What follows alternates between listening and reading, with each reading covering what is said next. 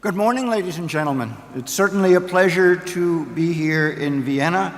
I consider it a great honor to once again be on the podium of a MASCC meeting. Checkpoint inhibitors are things that have really come of age in the last few years. We really didn't know what to expect, and we don't have a lot of information about what they do to the heart, but we do know some things about them. So what I'm going to share with you today is what I know, but also what I think, and what I think other people think or know, because that's where we are. This is in some ways analogous to the introduction of many of the drugs that we use to treat cancer. And we will learn about these drugs, but I felt it was really important at a MASCC meeting to give you some idea of where we stand right now with these drugs as we are learning about them and learning what they do. Conflicts of interest, fine, yes, there are some. Okay, when we think about checkpoint inhibitors, we think about programmed death. And we talk about programmed death by the initials PD. We talk about PD, we talk about the PD ligands, and we talk about the PD1 and the PD2. But I wanted to kind of put this into perspective as we start. Programmed cell death, surface immune checkpoint receptor on the cytotoxic T cells, downregulates the immune system, promotes self-tolerance. The PD1 receptors has two ligands, PDL1, PDL2. Upregulation of the PD1 receptor plays a key role in the debilitating process. Well, where does that all take us? It's very complicated, and we could spend multiple sessions going over the biology of these very complex things. But programmed death prevents the autoimmune disease, but it can also prevent the immune response from killing cancer cells. If we inhibit the ability to downregulate the immune system, then the inflammatory activity is enhanced.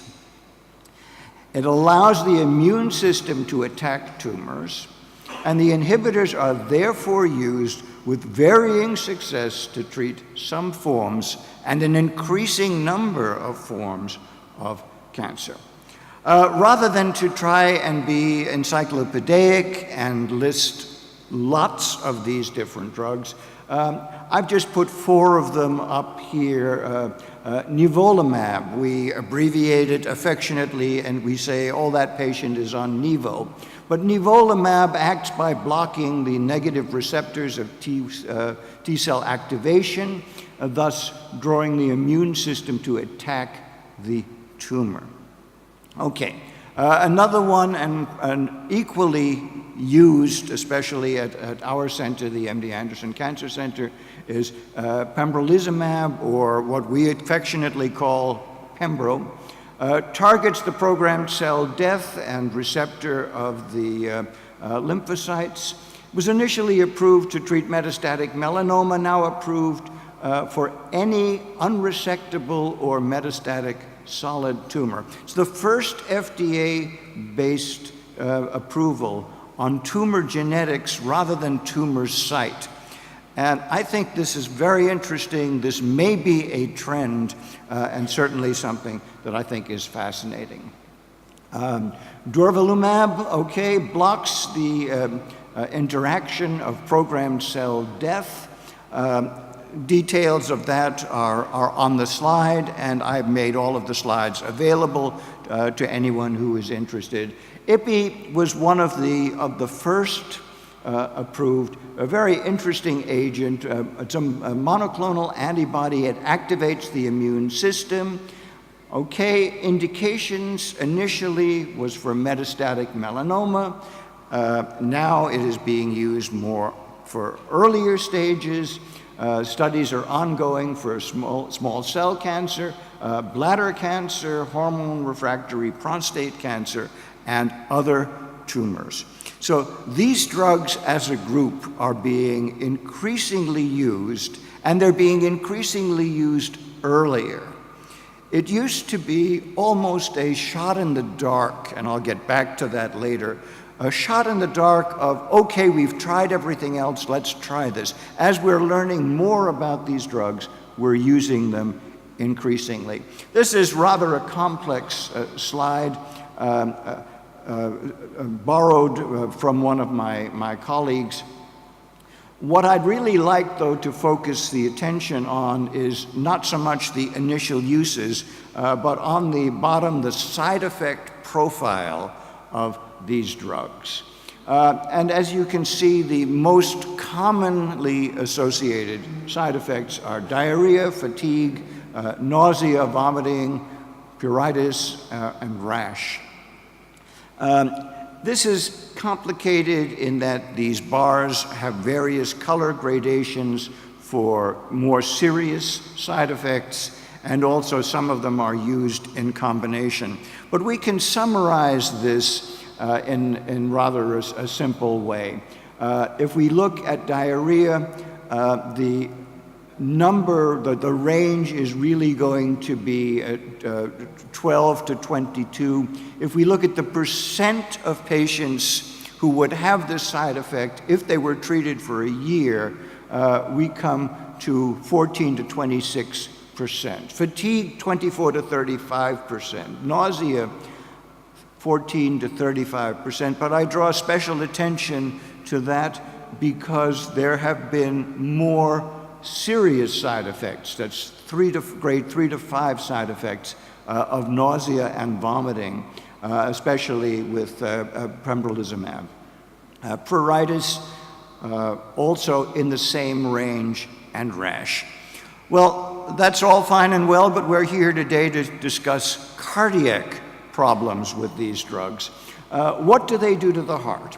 Well, so far, we've had reports that serious events occur just under 1%, about 1%, and this is true. Those are the serious events. But that may not be all that we're actually seeing. So I want to present two cases to you. The first is a 55-year-old man with recurrent non-cell lung cancer on treatment with Nivo. Initially admitted with diabetic ketoacidosis, thought to be related possibly to the drug. Troponin elevated, was not attributed to the cardiac problems initially.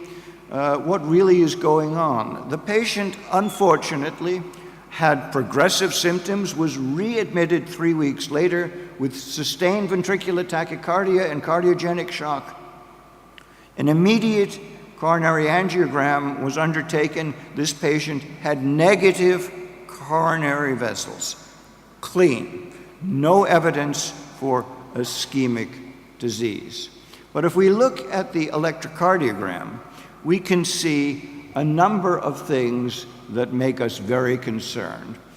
First of all, we have Q waves in leads 2, 3, and AVF. We have elevated ST segments across the anterior leads.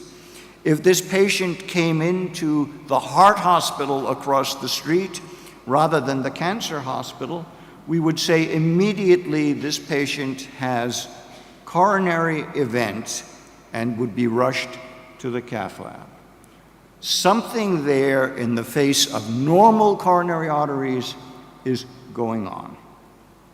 Unfortunately, this patient did not do well. The patient deteriorated quickly and died 24 hours after admission, despite efforts to stabilize the patient.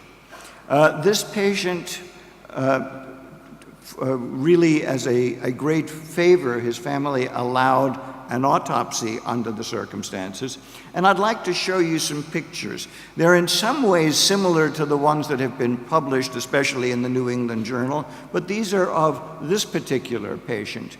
We see on the left of the slide the interventricular septum with demonstrating of granulation tissue arising from extensive injury.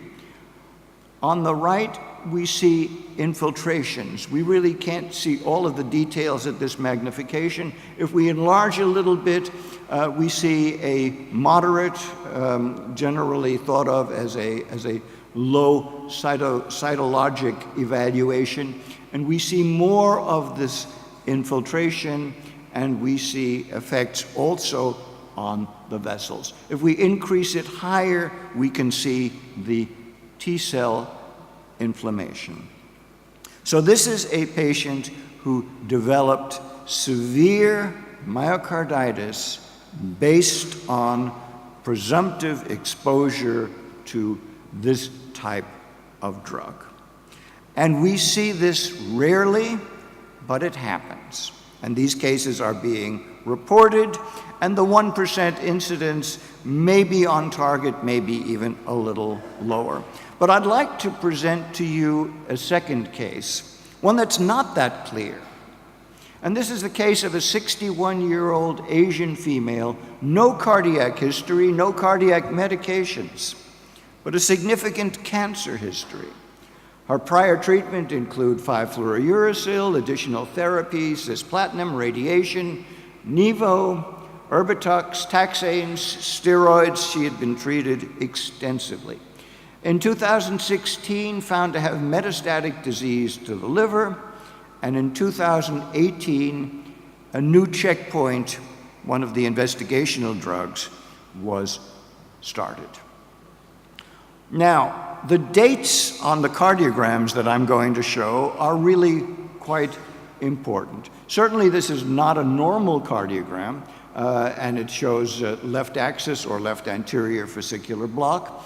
But I'd like for you specifically to note the T waves across the precordium, and they're all upright. And this was taken on May 30th of this year, so this is quite recent. It was taken in the afternoon. The following morning, this patient has developed T-wave inversions literally all over. I've circled the ones in the inferior leads, and I've circled the ones in the anterior lateral leads, and you see with the circles around them, T-wave inversions extensively. What was this? This patient was admitted because of brain metastases, so the differential diagnosis was very broad. Okay, the troponin was borderline elevated. The patient was asymptomatic in spite of all of those T-wave changes. Could the changes be related to central nervous system changes? Certainly those exist, but they look quite different. The T-waves are generally much broader. Could the electrocardiogram changes be related to stress-induced cardiomyopathy? Yes, and that was in some respects the presumptive diagnosis.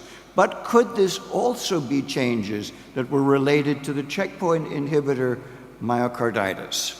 It seems to me almost intuitive that if we have very, very severe instances of this phenomenon that are resulting in the occasional death, that we may be seeing a spectrum, and we may be seeing much milder cases as this one that we have not yet come to fully appreciate. And I present that to you as perhaps speculation, but we need to keep our eyes open and be aware to the fact that if we're seeing the phenomenon and we understand about how these drugs cause an inflammatory process as part of their ability to kill cancer cells, that this is maybe something that we better be prepared to look at. Until we have more information, and none of this is evidence-based, what should we be doing? Should we follow the electrocardiogram? Well, probably reasonable to get a baseline electrocardiogram. If you had only seen the second cardiogram on this patient, one might wonder, well, are these old or are these new? Do we need to worry about them or do we not? So the idea of a baseline electrocardiogram may be prudent. We don't have any guidelines yet on exactly what to do, but certainly there'll be some consideration as we move forward.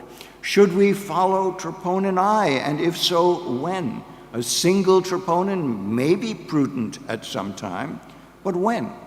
Reports suggest that maybe after 1 or 2 weeks may be appropriate. We don't know yet, but that seems like something that might help us put this in perspective. Should we follow with a cardiac ultrasound? Well, one thing we certainly have learned in 40 years of experience with anthracyclines is that changes in ejection fraction are a late phenomenon, and the heart can experience a lot of damage before the ejection fraction actually declines. So early following of ejection fraction seems, at least to this observer, to be something that is less likely to be tremendously useful. So what are people hearing?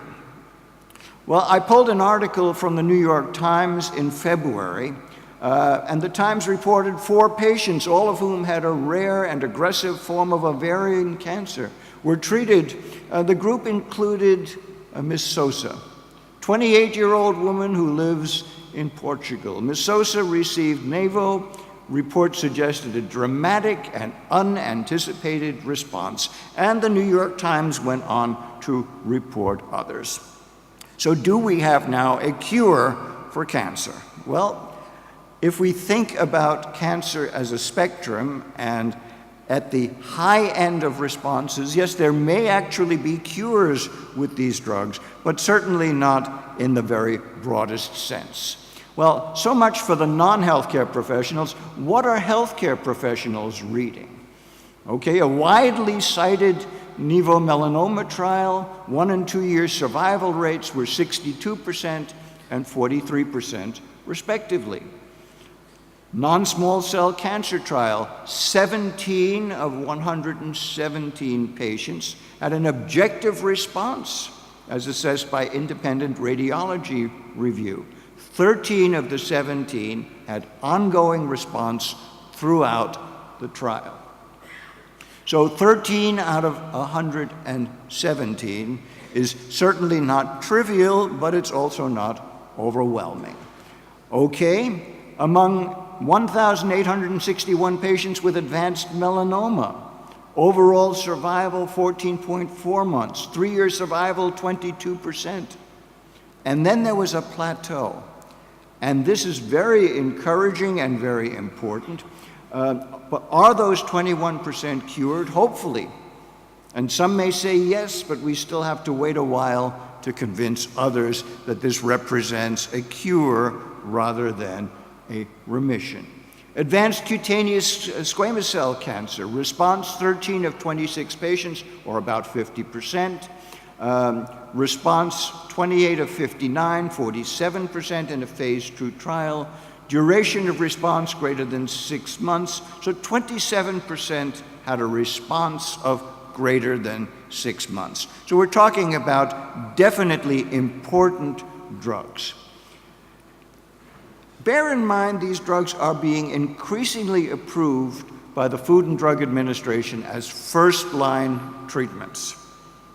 When they're used as last-line treatments, we're going to see very, very different responses than when we use them for first-line, and so it's going to be a very exciting period of time for this type of drugs. So what can we all agree about or agree on with regard to these drugs? First of all, checkpoint inhibitors represent a giant step forward in the treatment of some cancers. Number 2, checkpoint inhibitors have the potential to induce long-term remission in some patients, but just as with other oncologic interventions, we're not yet able to identify those who will benefit or those who will experience life-threatening adverse events. Algorithms and risk factor guidance to predict who may be at increased risk for cardiotoxicity following exposure to checkpoint inhibitors are not yet available.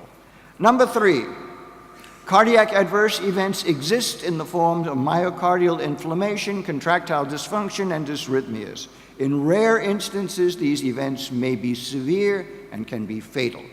A possibility exists that less severe cases may be overlooked, and we're going to work on that, and we're going to try to define that. And if we all meet again in 1 year or 2 years, perhaps I'll be able to update that and give you more information. As with other forms of anti-cancer treatment that cause toxicity, the observed cardiac involvement may constitute a spectrum that varies from mild to severe, and further research will be important.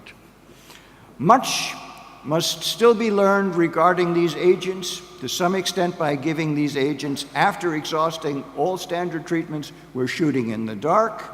Okay, broader use as first-line agents and experience beyond clinical trials will provide vital additional information.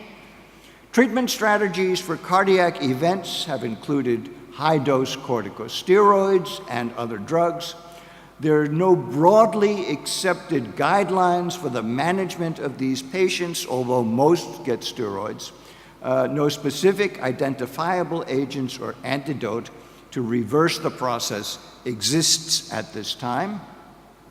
And number 6, improved ability to identify subgroups of likely responders and improved ability to identify those who may be at increased risk of adverse events is absolutely essential and is a major area of future research.